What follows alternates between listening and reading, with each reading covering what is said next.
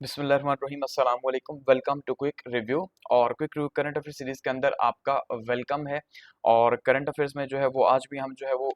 Majorly जो है वो बात करेंगे ईरान और इजराइल के जो वॉर चल रही है उसी के इवेंट्स को डिस्कस करेंगे और देखेंगे क्या हमारे पास जो है वो अपडेट है। तो 16 जून जो है उसके करंट अफेयर्स को हम डिस्कस करने लगे हैं और देखेंगे कि हमारे पास जो है वो क्या अपडेट है इसके अंदर। अब ये देखिए, सबसे पहले इस पिक्चर को ही आप देख लीजिए। इस तरह की पिक्चर्स आपने बहुत सारी जो है वो सोशल मीडिया के ऊपर पिछले 4 से 5 दिनों में देखी होंगी जब से ये वॉर स्टार्ट हुई है। और इसको देख के वैसे ही पाकिस्तानी जो है या मुस्लिम जो कम्युनिटी है वो काफ़ी ज़्यादा खुश हो रही है और सेलिब्रेट कर रही है कि चलो भाई, जिसने गज़ा की ये हालत की, ठीक है, वो कि उससे बहुत ज़्यादा है, लेकिन हमें कम से कम इज़राइल की भी ये हालत देखने को मिली है। तो इन पिक्चर्स को जो है वो सर्कुलेट किया जा रहा है और बहुत ज़्यादा सेलिब्रेट किया जा रहा है कि ईरान जो है वो स्ट्राइक्स कर रहा है, अच्छी बात है। लेकिन दूसरी साइड से हम ये देख रहे हैं, या शायद वो कम थोड़ा-सा रिपोर्ट हो रहा है कि इज़राइल कितना जो है वो खतरनाक अंदाज के अंदर मुसलसल जो है वो अटैक किए जा रहा है ईरान के अंदर, ठीक है। और ईरान के जो न्यूक्लियर एसेट्स या स्ट्रेटेजिक जो एसेट्स हैं उसके लॉन्ग टर्म में, ठीक है, जो एक मुल्क के लिए ज़रूरी हैं, उनको नुकसान पहुँचा रहा है। चाहे वो ऑयल रिफाइनरी हम देख रहे हो, ठीक है, या एयर बेसेस उनकी हों,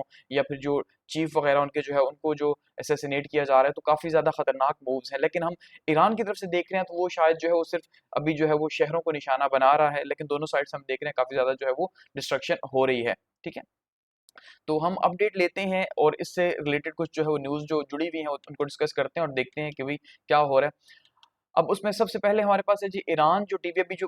मोस्ट रिसेंट जो है वो हमारे पास क्या न्यूज़ आ रही है कि जो ईरान स्टेट टीवी है उसके ऊपर जो है वो हमला किया गया है। लेकिन हमले के फौरन ही बाद उन्होंने अपने प्रोग्राम को दोबारा से स्टार्ट कर दिया, ठीक है। लाइव प्रोग्राम चल रहा था और उस लाइव प्रोग्राम में जो बिल्डिंग है उस बिल्डिंग को जो है वो तेहरान के अंदर टारगेट करने की कोशिश की गई है और उससे जो है वो हिट किया गया ईरान के अंदर। तो वो एरियाज जो प्योरली सिविलियंस हैं, जाहिर बात, अब टीवी के जो जहां से मीडिया कंट्रोल हो रहा है वहां पे तो किसी किस्म का कोई जो मिलिट्री एसेट या इंस्टॉलमेंट मौजूद नहीं है, लेकिन उसे हिट किया जा रहा है। तो अब एक तरह से जो है, अब जैसे यहाँ से ईरान अगर हिट कर रहे हैं उनकी जो सिविलियन आबादियां हैं उनको, ठीक है, इसी तरह से वो भी जो है वो हिट कर रहे हैं यहाँ पे। तो मुसलसल जो सिविलियंस हैं उनके लिए काफी ज्यादा मुश्किलात हो रही हैं दोनों ममालिक के अंदर ही, ठीक है, कि मिलिट्री टारगेट्स तो हिट हो रहे हैं लेकिन ज्यादा ईरान के अंदर जो है वो ज्यादातर हम देख रहे हैं कि भाई यहाँ पे सिविलियंस को भी टारगेट किया जा रहा है लेकिन मिलिट्री साइट्स को भी ज्यादा टारगेट किया जा रहा है।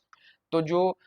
Islamic Republic of Iran broadcasting agency है वहां पे जो है वो अटैक किया गया है और उनकी जो लाइव कवरेज है उसको एकदम से जो है उन्होंने कट किया और वहां पे जो है वो अटैक किया और पूरी दुनिया ने देखा। उसके बाद ईरान ने जो है वो उसको वायरल कर दिया, यानी कि उसको आगे फैला दिया कि भी देखें किस तरह से हमारी ये न्यूज़ होस्टर है, ये आपने वीडियो भी देखी होगी कि न्यूज़ होस्टर न्यूज़ पढ़ रही थी और इस तरह से जो है अचानक से अटैक किया गया, लेकिन ये बहादुरी से वहीं पे बैठी रही। दूसरी साइड पे आप खुद भी देखते हैं कि भाई किस तरह से इसराइल के अंदर जो है वो औरतें भाग रही हैं, चीख रही हैं, चिल्ला रही हैं, अपनी गवर्नमेंट के ऊपर गुस्सा निकाल रही हैं कि भाई आप सरेंडर कर दें, बस कर दें, क्योंकि जाहिर बात है उन्होंने इससे पहले ऐसी वॉर नहीं देखी। तो वो कम्युनिटी जो कि फुल एंजॉय कर रही थी अपनी लाइफ को और सिर्फ गजा को तकलीफ हो रही थी, लेकिन जब उनको हो रही है तो वो भाग रहे हैं। लेकिन उस साइड से दिखा रहे हैं कि ईरान किस तरह से, ईरान की जो खवातीन हैं वो भी बहादुरी का मुजाहरा कर रही हैं और डट के जो है वो खड़ी हुई हैं, ठीक है। तो यहाँ पे इजरायली रिजीम जो है कह रहे हैं जी उन्होंने नेशनल टीवी के ऊपर अटैक किया और ब्रेव इरानियन प्रेजेंटर जो है उसने जो अपना प्रोग्राम है उसको जारी रखा। ये सबसे जो है वो कमाल उन्होंने किया। अब लेटेस्ट डेवलपमेंट्स क्या हैं? लेटेस्ट डेवलपमेंट सबसे पहली बात यह है कि जो इजराइल है उसने जो है वो हिट किया है जी तेहरान के मुख्तलिफ पार्ट्स को, और हम देख रहे हैं कल से ही जो है वो तेहरान को मुसलसल टारगेट किया जा रहा है, ठीक है। तेहरान के अंदर सिविलियन आबादियां हो उन्हें टारगेट किया जा रहा है, बिल्डिंग्स को टारगेट किया जा रहा है, तेहरान के अंदर जितने भी जो है एडमिनिस्ट्रेटिव एरियाज हैं या मिलिट्री एरियाज हैं उनको टारगेट किया जा रहा है इसराइल की तरफ से। और अभी तक अगर हम डेथ की बात करें आज लेटेस्ट, तो जो है वो 8 न्यू डेथ्स जो है वो इसराइल के अंदर हुई हैं, ठीक है, 8 अमवात इसराइल के अंदर हो गई हैं, जबकि ईरान ये कह रहा है कि उसकी 224 अभी तक जो है वो शहादतें हो चुकी हैं। तो ईरान की 224 शहादतें हो गई, जबकि उसके बदले में जो है वो इसराइल के भी सिर्फ जो है वो 8 हुई हैं, ठीक है।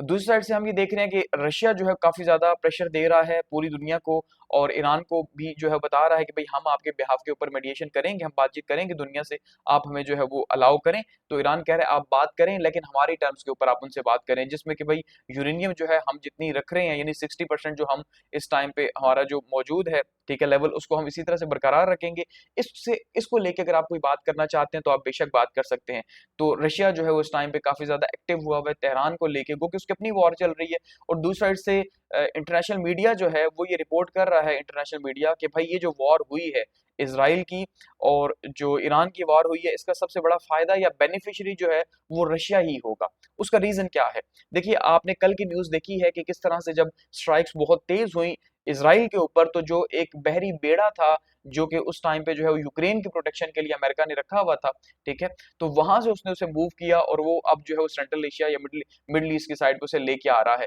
क्यों? क्योंकि अब उसे पता है कि भाई यहाँ पे ज्यादा थ्रेट है और उसका ज्यादा चहेता यूक्रेन हरगिज नहीं है। याद रखिएगा, वो तो यूरोप का अपना हेडेक है, वो देख लेंगे, लेकिन इस टाइम पे उसका चहेता यानी अमेरिका का जो चहेता है वो कौन है? वो अल्टीमेटली जो है वो इस टाइम पे इसराइल है। तो उसने वो वहां से बहरी बेड़ा मूव किया। सो एक बहुत बड़ा प्रेशर जो है हम ये देख रहे हैं रशिया के ऊपर से रिलीज हो रहा है। क्यों? कि रशियंस जो हैं अब वो यूरोपियन से एक तरह से मुकाबला कर रहे हैं, जबकि इसराइल जो है वो उसको पीछे कर रहा है या बैक कर रहा है अमेरिका। तो अब आपको जो नजर आ रहा है वो क्या नजर आ रहा होगा? आप देखिए, एक साइड पे हम ये देख रहे हैं कि पहले जो है पूरा एक साइड पे यूरोप था और ये यूक्रेन था, और इस साइड पे जो है वो रशिया जो है इनके साथ इनकी वॉर लगी हुई थी। लेकिन इनको जो बैक है, बैक कौन कर रहा था? वो कर रहा था अमेरिका। ठीक है जी, यूएस बैक कर रहा है यूरोप को भी और यूक्रेन को भी, और रशिया के मुकाबले में ये सारे के सारे जो है वो एक हुए हुए थे, और रशिया के लिए काफी ज्यादा मुश्किल थी। लेकिन अब जब से ये नई वॉर स्टार्ट हुई है तो हम ये देख रहे हैं अमेरिका ने यहाँ इसकी बैकिंग खत्म कर दी है, और जितनी हो रही थी उस लिहाज से, और इस वॉर को यूरोपियंस पे छोड़ दिया कि भाई ये आपकी सरदर्दी है,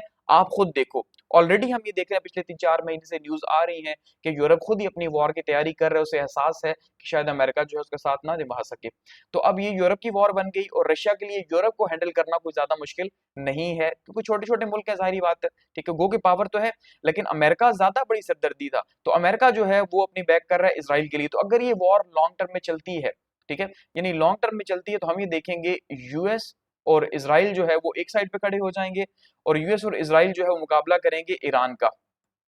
ठीक है। और दूसरी साइड से हम ये देखेंगे जो यूरोप है वो खड़ा हो जाएगा रशिया के अगेंस्ट में, तो रशिया और यूरोप जो है वो आमने सामने आ जाएंगे। तो इस तरह से ये वॉर्स हमें होती भी दिखाई देंगी, और इसमें जो है यहाँ पे यूक्रेन का पलड़ा जो है वो, सॉरी, रशिया का पलड़ा जो है वो भारी होने के मैक्सिमम चांसेस हैं, उसको ज्यादा ज्यादा टाइम मिल जाएगा, ठीक है, और वो ज्यादा ज्यादा डैमेज कर सकेगा। और ऐसे में फिर जो है यूरोपियन नेशंस को कूदना पड़ेगा इस वॉर के अंदर, जिसका खतरा जाहिर किया जा रहा है 2025 के अंदर कि एक थर्ड वर्ल्ड वॉर जो है उसका आगाज हो सकता है, ठीक है। उसका रीजन यही है कि अगर अमेरिका ने यहाँ से इसकी बैकिंग छोड़ दी तो ये पैनिक कर जाएंगे ये कंट्रीज, और अल्टीमेटली इन्होंने फिर क्या करना है, इन्होंने फिर जो है वो रशिया के ऊपर चढ़ दौड़ना है। ऐसे में जो है ये वॉर पूरे यूरोप की वॉर बनने के चांसेस अब ज्यादा हो जाएंगे, लेकिन इसमें थोड़ा सा जो रशिया है वो फैसिलिटेट होगा। दूसरी साइड पर अगर यूएस जो है वो इसराइल को सपोर्ट करता है, तो अल्टीमेटली ईरान की वॉर भी कोई इतनी, अगर ये इसे खत्म नहीं करते तो इतनी आसानी से खत्म नहीं होगी। ईरान भी बड़ी पावर है, ठीक है, गो कि उसके पास न्यूक्लियर वेपन्स नहीं है, लेकिन फिर भी बहुत कुछ जमा किया हुआ है, और यहाँ से जो है वो अगर इसको भी सपोर्ट मिलती है चाइना की,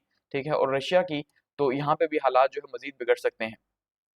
तो इस साइड में हम ये देख रहे हैं रशिया जो अपना रोल प्ले करने की कोशिश कर रहा है, और वो कोशिश कर रहा है कि ईरान को कम से कम डैमेज हो, क्योंकि अब ईरान को काफी ज्यादा डैमेज होना स्टार्ट हो गया हाई लेवल के ऊपर, ठीक है। अगर हम रैशनली लॉजिकली देखें तो इस टाइम पे ईरान को ज्यादा डैमेज हो रहा है, याद रखिएगा, क्योंकि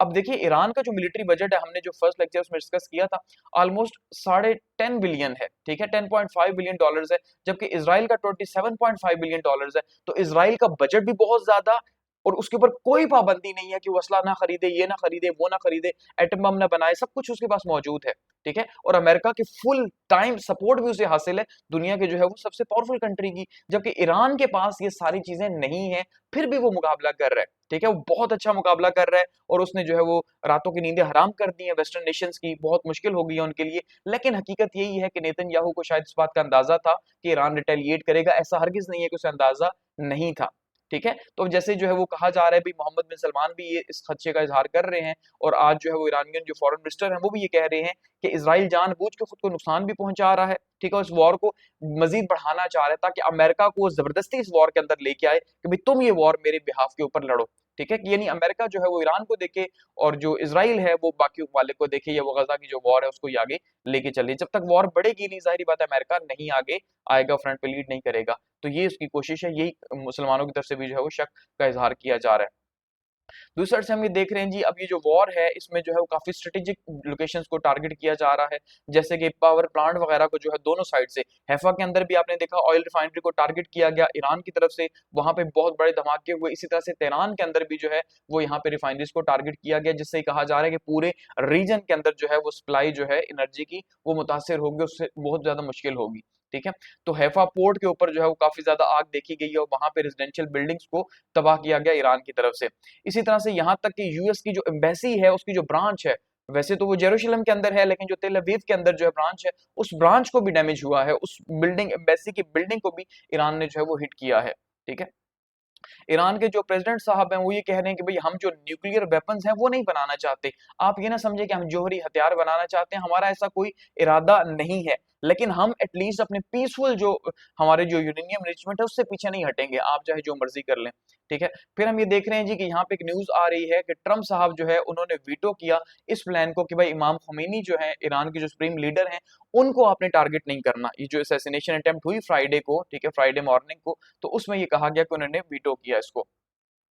अच्छा, 3 मोर ईरानियन कमांडर्स जो है उनको शहीद कर दिया गया, जिसमें खास करके उनके जो स्पाई चीफ हैं उनको भी जो है वो किया गया है। तो ये भी एक दुख की बात है कि भाई ईरान के टॉप ऑफिशियल्स जो है आहिस्ता आहिस्ता करके असैसिनेट जो है वो हो रहे हैं, जबकि इजराइल की तरफ से हमें किसी भी बड़ी असैसिनेशन की अभी तक खबर नहीं मिल रही कि उनका मुसाद का चीफ है, उनके सिर्फ बिल्डिंग्स को नुकसान हो रहा है जो कि उन्होंने अमेरिका से पूरा करवा लेना है, उन्होंने बनवा लेनी है, लेकिन उनकी जो अगर हम पर्सनैलिटीज की बात करें, लीडर्स की बात करें, तो उनको फिलहाल अभी तक जो है डैमेज नहीं हुआ। ठीक है, आप ये देखें, ये पिक्चर आपको सामने दिखाई दे रही है कि किस तरह से जो है वो उन्हें नुकसान हो रहा है, और उनकी जो आबादियां हैं उनके अंदर बहुत शदीद इस टाइम पे खौफ है, फियर है, बंकर्स में वो लोग छुपे हुए हैं। ठीक है, और उनकी नींदें जो है वो उड़ी हुई हैं। ईरान ने अभी तक की अगर हम बात करें फ्राइडे से लेके मंडे तक की, ठीक है, तो फ्राइडे टू मंडे ईरान ने जो है 350 मिसाइल्स अभी तक दागे हैं। 350 जो है वो बैलिस्टिक मिसाइल्स ईरान ने दागे हैं, जिसमें से मेजॉरिटी में तो इंटरसेप्ट हो गए। जाहिर बात है, अगर 350 के 350 से गिरते तो फिर तो नौयत मुख्तलिफ होती, लेकिन फिर भी जो है हम ये देख रहे हैं बहुत ज्यादा जो है उन्होंने हिट किया अपने टारगेट्स को, या वो जो है जाके बिल्डिंग्स को लगी हैं। तो 350 के करीब जो है वो बैलिस्टिक मिसाइल्स दागे गए हैं, और इसमें जो है अभी तक काफी ज्यादा नुकसान हो गया उनका, यानी बिल्डिंग्स को लेके अगर हम देखते हैं या खौफ को लेके हम देखते हैं, एक धाक बैठी है ईरान की। जाहिर बात है कि भाई ईरान भी कर सकता है, उसके पास भी इतनी पावर है, और उनका जो आयरन डूम है उसकी बड़ी इंसल्ट हो रही है कि भाई आयरन डूम जो है वो फेल हो गया और वो बिल्कुल भी रोकने में नाकाम हो गया, ये जो ईरान की तरफ से जो है वो आ रहा है। ठीक है, तो 24 लोग अभी तक जो है वो इसराइल के अंदर जो है वो हलाक हो चुके हैं इसको लेके। ठीक है, तो अभी ये मुसलसल सिलसिला जो है जारी है, ईरान बैराजेस जो है वो मार रहा है मुसलसल यहाँ से। ठीक है, हर जो है वो 2-3 घंटे या 4 घंटे के बाद 50 से 60 मिसाइल जो है वो यहाँ से छोड़े जा रहे हैं, फिर 50 से 60 मिसाइल छोड़े जा रहे हैं। ठीक है, तो वो मिसाइल उसमें से अगर 50 से 60 में से 10 से 15 इंटरसेप्ट हो रहे हैं या 20 के करीब, तो बाकी जो है वो वहां जाके टारगेट कर रहे हैं, जिससे खौफ व हिरास फैला हुआ है। अब 8 killed and nearly 300 injured at Iranian ballistic missile strikes central Israel Haifa. Haifa में आज जो है वो आपने देखा काफी जो है वो गर्म दिन रहा, और हैफा के हवाले से जो है वो, जैसे मैंने कहा कि अमेरिकन एम्बेसी जो है उसको भी हिट किया गया है और वहां पे भी टारगेट किया गया है। तो 8 लोग जो है वहां पे इस टाइम तक जो है वो किल हुए हैं। तो यूएस जो एम्बेसडर हैं उन्होंने खुद भी पोस्ट की है कि अमेरिका तक ये खबरें जा रही हैं, हर फॉक्स न्यूज हो गया, सीएनएन हो गया, हर न्यूज जो है चैनल्स को रिपोर्ट कर रहा है कि भाई किस तरह से अमेरिकन एम्बेसी को भी वहां पे जो है नुकसान पहुंचाया जा रहा है। वो कह रहे हैं स्लाइटली जो है वो नुकसान हुआ है, बाकी सारे लोग जो है वो महफूज हैं, लेकिन ये भी ईरान की एक जीत है कि उसने जो है वहां पे एम्बेसी तक जो है वो अपने मिसाइल्स को पहुंचाया और उन्हें टारगेट किया। ठीक है, तो हैफा जो है वो आज ईरान का टारगेट रहा है। नेक्स्ट हम देखते हैं जी, जो इसराइल डिफेंस फोर्सेज हैं वो ये कह रही हैं कि third of Iran missile launchers destroyed urges parts of the Tehran to evacuate. ठीक है, वो कह रहे हैं कि भाई जो इसराइल की डिफेंस फोर्सेज हैं यानी आईडीएफ जो है, उन्होंने तेहरान के अंदर एक बड़ा अटैक किया, और जो 3 जो है वो मिसाइल लॉन्चर थे, ये जो आपको सामने नजर आ रही है पिक्चर के अंदर, ये मिसाइल लॉन्चर हैं। बेसिकली डिफरेंट टाइप्स के होते हैं, ये भी हैं जो कि जिससे मिसाइल्स को लॉन्च किया जाता है, 30 मिसाइल 60 मिसाइल, ठीक है, जहां से लॉन्च किया जाता है। तो इनको 3 को जो है उन्होंने डिस्ट्रॉय किया स्ट्रेटेजिकली। ठीक है, तो इसमें वो कह रहे हैं भाई हमने पहले वार्निंग दी थी 1 घंटा पहले कि भाई आप लोग निकल जाओ जो सिविलियंस हैं, क्योंकि हम यहाँ पे टारगेट करने लगे हैं। ठीक है, तो इजराइल एयरफोर्स जो है उसने डिस्ट्रॉयड कर दिया जी third of the Iranian ballistic missiles launcher. ठीक है, और इससे क्या होगा, डिसरप्ट होगा, जो एक्सटेंसिव पार्ट्स हैं उसको काफी ज्यादा नुकसान हुआ, तो इससे जो पूरा ऑपरेशन है ईरान का, जो भेजे जा रहे हैं मिसाइल्स वगैरह, जाहिर बात है वो डिस्टर्ब होंगे, कुछ ना कुछ जो है वो डिस्टर्ब होंगे। ठीक है, इसके अलावा कह रहे हैं भाई कि हमने जो है वो फुल एरियर सुपरमेसी हासिल कर ली है कि फिजाई जो कंट्रोल है इस टाइम पे वो हमारे पास है। इसराइल ये कह रहा है, ठीक है, कि ईरान का फिजाइल कंट्रोल हमारे पास है। या दोनों साइड से अगर हम देखें तो जो फिजाइया है उसने कंट्रोल संभाला हुआ है हमारी फिजाइया ने, और वो मुकम्मल तौर पे जहां चाह रही है, जिस जगह चाह रही है, टारगेट कर रही है। और ये हकीकत है कि तेहरान के अंदर इस टाइम पे काफी ज्यादा जो है वो अफरा तफरी भी देखने को मिल रही है। लोग शहर छोड़ के जा रहे हैं, लंबी गाड़ियों की कतारें हैं, सिविलियंस को टारगेट किया जा रहा है, ठीक है, और उनकी साइड से न्यूक्लियर साइट्स को टारगेट किया जा रहा है। तो ये काफी ज्यादा मुश्किल टाइम जो है वो तेहरान के लिए चल रहा है, ठीक है। तो ये जो ईरान के बैराजेस हैं ये 30 या 60 मिसाइल जो है इस ईच के अंदर आते हैं, तो इसको जो है टारगेट किया गया, तो इससे थोड़ा सा जो है डैमेज जाहिर बात है हुआ है ईरान को। नेक्स्ट कहा जा रहा है जी, जो इसराइल है उसने ईरानियन इंटेलिजेंस चीफ जो है उसको असैसिनेट कर दिया। ये एक और बड़ी जो है वो असैसिनेशन है ईरान की। और ये ईरान का आपको पता है 19 लोग जो है वो फ्राइडे के स्ट्राइक के अंदर जो है वो शहीद हुए थे। और ये बहुत बड़ा डैमेज था कि जिसमें जो उनके रेवोल्यूशनरी जो फौज है उसके भी कमांडर जो है वो शहीद हुए, और जो उनकी जो मिलिट्री है उसके कमांडर भी शहीद हुए थे, और बाकी साथ में साइंटिस्ट जो है वो शहीद हुए, टॉप लेवल के बाकी कमांडोज शहीद हुए। तो अब यहाँ पे जो है उनकी जो इंटेलिजेंस चीफ है, क्योंकि ये वॉर इंटेलिजेंस बेसिस पे ज्यादा लड़ी जा रही है, तो उनको जो है वो ये कह रहे हैं कि भाई हमने तेहरान के अंदर शहीद कर दिया। और ईरान ने ऑलरेडी इसको एक्सेप्ट भी कर लिया कि हाँ भाई हमारे जो चीफ हैं उनको जो है शहीद किया गया है। तो ये कहा जा रहा है जी भाई बहुत सारी स्ट्राइक्स की गई ईरान के अंदर, ईरान के एनर्जी साइट्स पे की गई हैं, रेडार सिस्टम्स के ऊपर की गई हैं, बैलिस्टिक मिसाइल्स जहां थे उनके ऊपर की गई हैं, जहां से वो लॉन्च होते थे, ठीक है। और टॉप इंटेलिजेंस चीज को भी जो है वो हमने जो है वो असैसिनेट कर दिया। तो ये एक बड़ा नुकसान है ईरान के लिए, क्योंकि जिस तरह अगर लीडरशिप असैसिनेट होगी, और वो भी टॉप लेवल की लीडरशिप अगर असैसिनेट हो रही है, तो एक्चुअली में यही तो सारी वॉर मैनेज कर रहे हैं, तो मुश्किल हो जाएंगी चीजें ईरान के लिए, जाहिर बात है। और फिर ये कहा जा रहा है मशहद एयरपोर्ट के ऊपर भी जो है वो इन्होंने अटैक किया 2300 किलोमीटर अंदर आके, ठीक है। तो 2300 किलोमीटर ईरान में जो है उन्होंने, यानी अपने से लेके इसराइल से लेके ईरान तक का जो उन्होंने ये टारगेट किया है वो 2300 किलोमीटर का था। तो काफी दूर तक वो टारगेट कर रहे हैं, इसको सेलिब्रेट किया जा रहा है कि भाई हम किस तरह से टारगेट कर रहे हैं। इसके अलावा जो सरफेस टू सरफेस मिसाइल हैं वो लॉन्चर, उस पर भी ईरान पे अटैक किया गया, जो लॉन्चर्स थे उनके ऊपर मंडे मॉर्निंग को वहां पे किया गया, और डेडली मिसाइल अटैक्स जो है वो किए गए हैं। तो काफी ज्यादा जो है वो ईरान के मुख्तलिफ पार्ट्स को नुकसान पहुंचाया गया, लेकिन इसके बदले में ईरान ने भी आगे से जो है वो काफी नुकसान पहुंचाया है। अब जो सबसे इंपॉर्टेंट न्यूज है वो ये है कि ईरान धमकी दे रहा है जी, कि ईरान कह रहा है कि हम अपने पार्लियामेंट को ये कह रहे हैं कि वो एक बिल प्रिपेयर करें कि हम लीव करेंगे नॉन प्रोलिफरेशन ट्रीटी को, एनपीटी को हम छोड़ देंगे, ठीक है। अब एनपीटी बेसिकली क्या है, ये सारे मुल्क जो हैं वो यूएन के अंडर जो है इस बात के पाबंद हैं कि भाई आपने जो है पूरी दुनिया में एटमी फैलाव को रोकना है, या एटमी फैलाव को, जो मुल्क ये चाहते हैं कि हम एटमी फैलाव नहीं करेंगे और हम सिविल पर्पसेस के लिए यूरेनियम को इस्तेमाल करेंगे, तो वो जो है वो एनपीटी का हिस्सा है, ठीक है। तो उसमें ईरान भी जो है वो एनपीटी का हिस्सा है कि हम इसको फैलाव में हिस्सा नहीं बनेंगे। तो अब वो कह रहे हैं कि हमने ये कहा हुआ तो था कि हम एटम बम नहीं बनाएंगे, हम इसके सिग्नेचरी भी हैं, ठीक है। लेकिन अब जो हालात हैं, तो अब हम क्या कर रहे हैं जी, हम एक बिल को तैयार कर रहे हैं, ठीक है। और ये बिल क्या होगा, ये नॉन प्रोलिफरेशन जो ट्रीटी है उससे एग्जिट करने की बात होगी उसमें, और अब हम जो है वो न्यूक्लियर वेपन्स को डेवलप करेंगे। वो ये कह रहे हैं इसराइल ने जो हमारे ऊपर अटैक किया, ठीक है, ये जो हमारे ऊपर रिसेंट डेवलपमेंट में हम देखते हैं जो हमारे ऊपर अटैक हुआ है,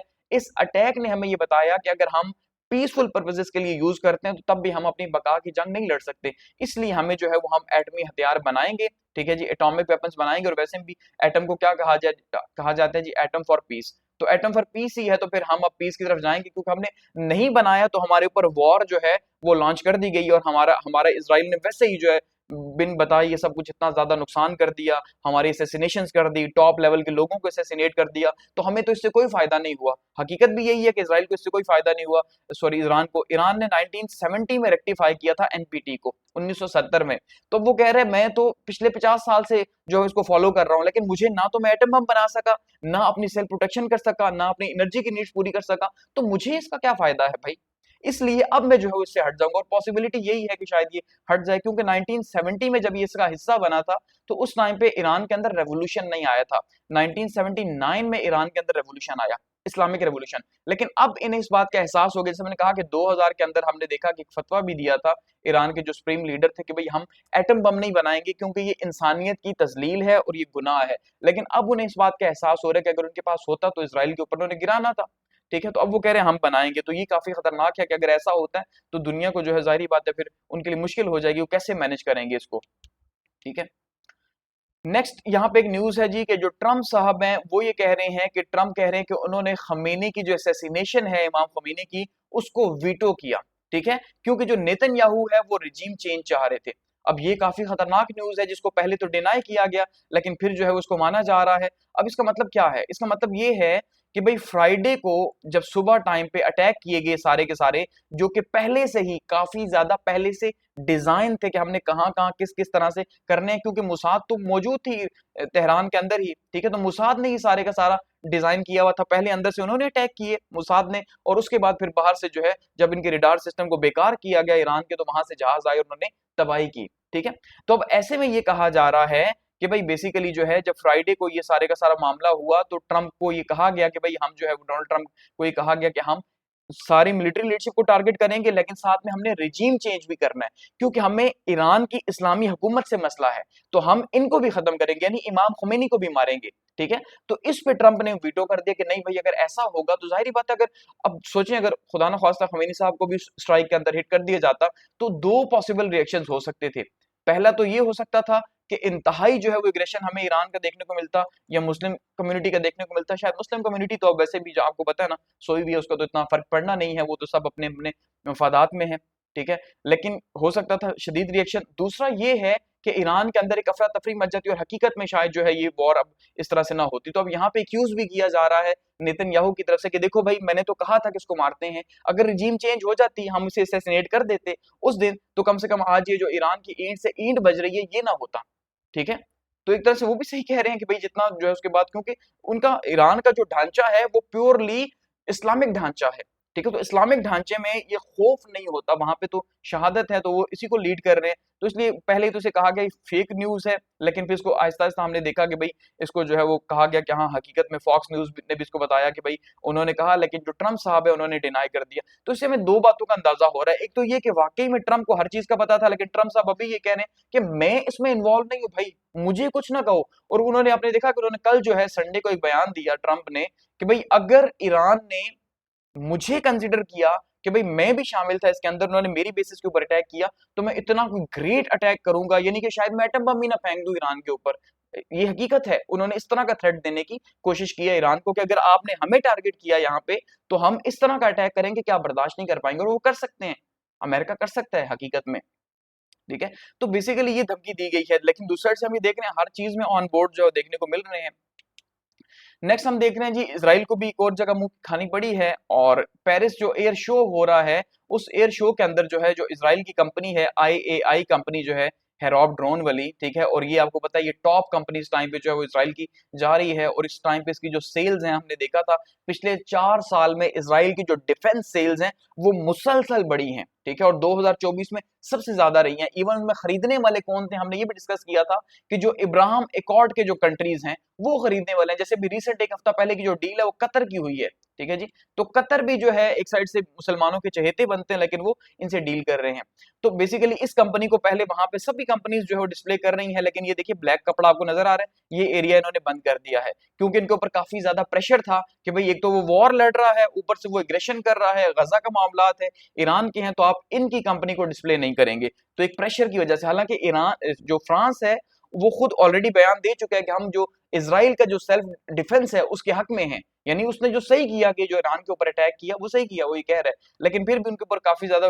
प्रेशर आया पेरिस शो के अंदर, ठीक है, और उन्होंने क्या किया जी कुछ टाइम पहले जो है आवर्स पहले उन्होंने जो है वो बंद कर दिया IAI का कि भाई हम आपकी चीजें नहीं दिखा सकते। तो यहाँ पे जो है वो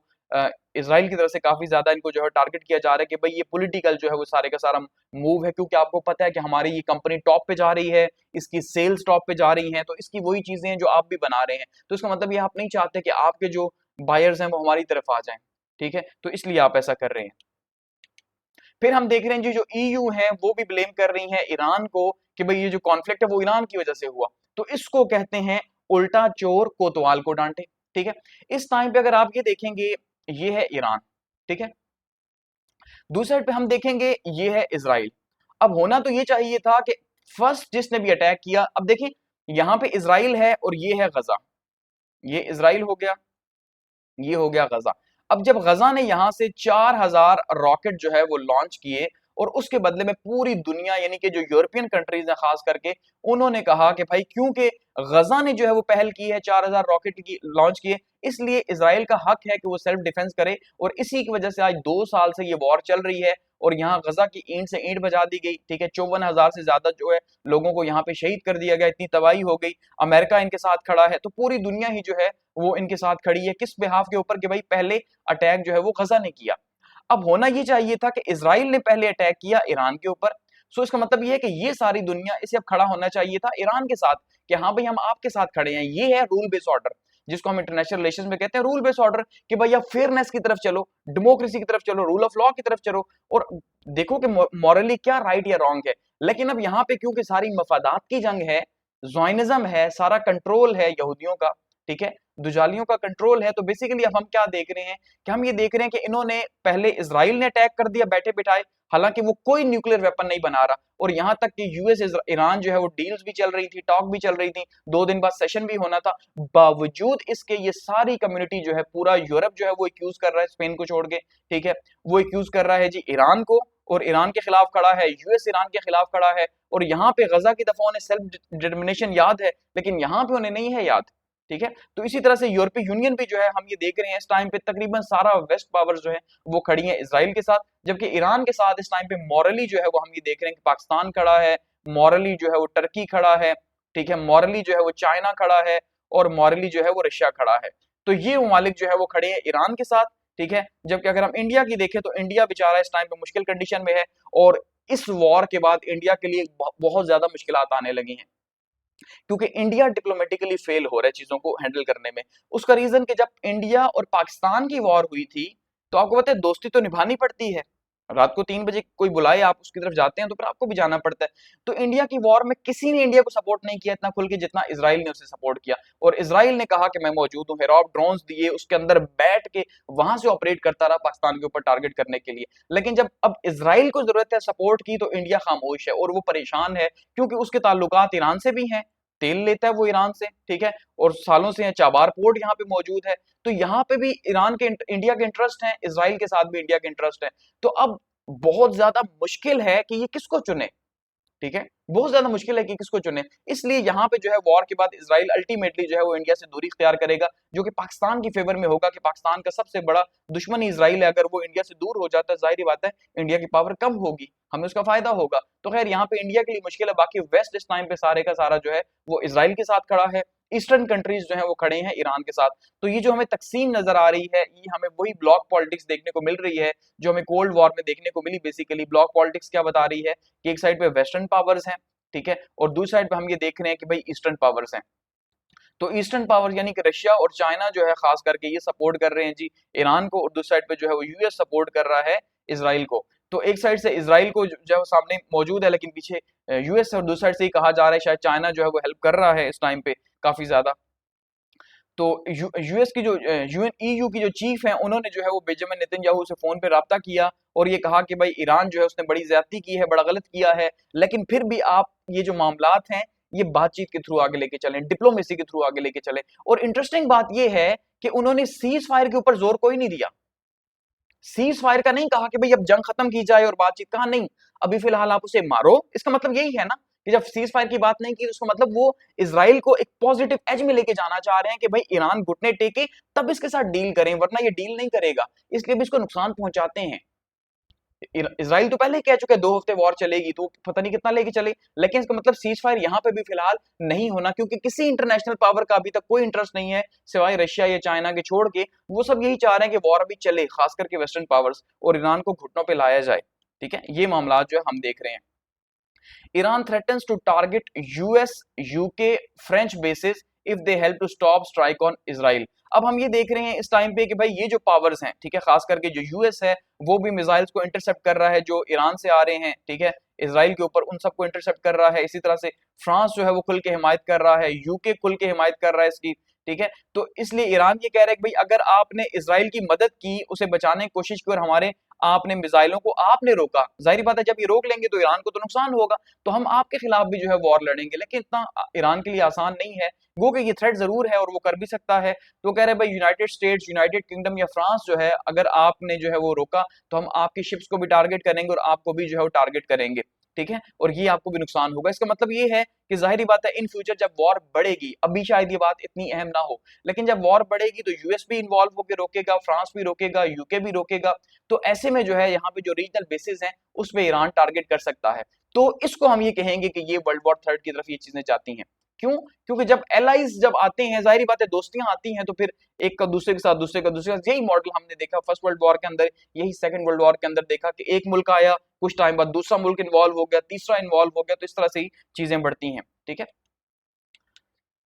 नेक्स्ट बात करते हैं जी, nuclear states spend $100 billion on weapon last year. Report क्या बता रही है कि भाई पिछले साल जो है वो न्यूक्लियर स्टेट्स ने $100 बिलियन जो है वो अपने न्यूक्लियर्स को अपडेट करने पे लगा दिया। तो आप अंदाजा कर लें कि दुनिया किस डायरेक्शन में आगे जा रही है और इसका रिजल्ट क्या है, किस तरह से लोगों के माइंडसेट हो रहे हैं और क्या जो है कैसे स्टेट्स अपने आप को इस नाम पे कि भाई एटम फॉर पीस, ठीक है, तो किस तरह से जंगें दुनिया की बढ़ रही हैं। तो जो न्यूक्लियर आर्म स्टेट्स हैं उन्होंने जो है वो $100 बिलियन जो है एटॉमिक आर्सनल्स को उनके ऊपर जो है वो इन्वेस्ट किए हैं, ठीक है, और ये रिपोर्ट हमें ये बता रही है। इसके अंदर जो ब्रिटेन है, चाइना है, फ्रांस है, पाकिस्तान है, इंडिया है, इसराइल है और नॉर्थ कोरिया है और रशिया है, ये सारे के सारे न्यूक्लियर स्टेट्स हैं, ठीक है, और अमेरिका भी मौजूद है। तो इन्होंने क्या किया जी, $10 बिलियन जो है वो 2023 के अंदर लगाए हैं। यूनाइटेड स्टेट्स ने अकेले जो है वो $56.8 बिलियन 2024 में लगाए। $56.8 बिलियन 2024 में सिर्फ अकेले अमेरिका ने लगाए। उसके बाद चाइना ने जो है 12.5 बिलियन लगाए, फिर ब्रिटेन जो है वो 10.4 बिलियन। अब देखिए इन दो का आपको शायद समझ आती है कि यूएस लगा रहे हैं तो ठीक है भाई, उसको इन्वेस्ट करने दो, हालांकि वो इतने असले को क्या करेगा भाई, कहां लेके जाएगा, ठीक है। दूसरी साइड से हम ये देख रहे हैं चाइना कर रहा है तो करने दो, क्योंकि दोनों आप एक दूसरे के मुकाबले में कर रहे हैं। लेकिन यूके क्यों कर रहा है? आपने 2 दिन पहले भी न्यूज देखी है कि यूके ने अपनी फैक्ट्रियों को और तेज कर दिया, और ये जो वॉर हो रही है रशिया यूक्रेन की है, जो ईरान इसराइल की वॉर है, इससे एक थ्रेट पैदा हो गया है कि इनको अपनी सेल्फ प्रोटेक्शन के लिए हर सूरत जल्द अज जल्द तैयार होना पड़ेगा। और 2025 के आखिर तक दुनिया का जो नक्शा है, जो ज्योग्राफी है, वो बदलने के चांसेस हैं। वो बहुत ज्यादा